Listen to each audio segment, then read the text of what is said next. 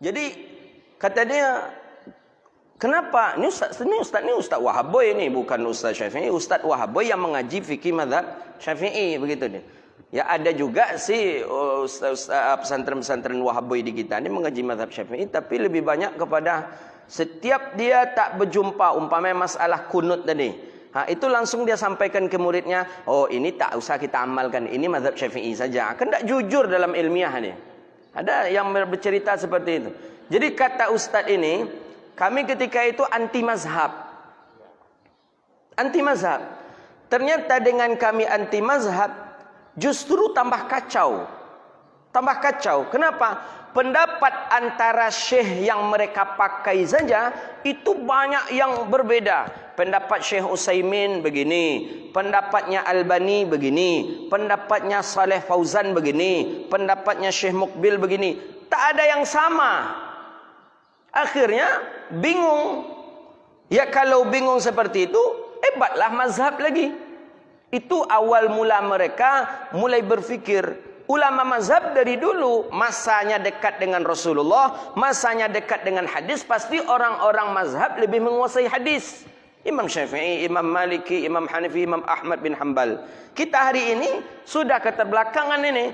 Akhirnya kata beliau ketika itu rumit masalah. Ketika itu masalah daripada menggerakkan jari.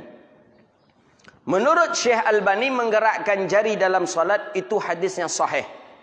Menggerakkan ketika tasyahud, at-tahiyyatul. Dulu kan banyak orang nampak dawat macam tu. Banyak, dulu banyak. Poniknya mereka belum nyebut lah. Mereka belum nyebut sudah tu lah. Ternyata kenapa hari ini mereka tidak banyak melakukan? Karena ulama salafi sendiri yang mencek status hadis yang dipakai oleh Albani. Ya, di antaranya Syekh Hasan, di antaranya Syekh Mukbil mengatakan hadis yang dipakai Syekh Albani adalah hadis dhaif. Yang melemahkan pendapat Syekh Albani siapa? Ulama salafi. Hadis dhaif. Itu kata, jadi bingung murid. Murid bingung. Bukannya Albani ini jadi rujukan hadis, ternyata Syekh mengatakan enggak, Albani tidak, kata Syekh. Syekhnya salafi. Hadis yang dipakai tentang menggerakkan jari dhaif. Ini tak betul, tak boleh untuk kita lakukan. Kata guru. Akhirnya mengambil kesimpulan, di antara mereka saja berselisih pendapat. Kenapa mereka berselisih pendapat? Karena tidak diikat oleh satu mazhab. Kita Syafi'i ada selisih pendapat, tapi ada lagi yang dianjurkan dari selisih pendapat ini, pendapat mana yang diambil. Itulah yang rajih dalam mazhab Syafi'i. Itu dia. Tapi hal yang khilafiyah itu bukan masalah prinsip, bukan masalah kunut.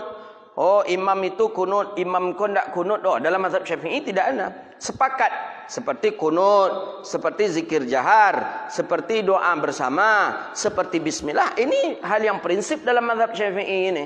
Tidak ada khilafiyah.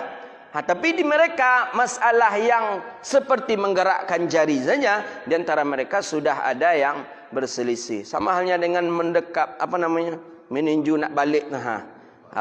Menggepal tangan ini. Meninju bumi.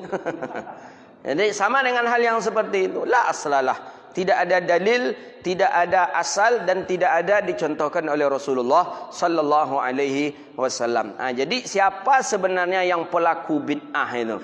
Siapa yang sebenarnya pelaku daripada pelaku yang mengadang-adakan daripada sunnahnya Sayyidina Rasulullah sallallahu alaihi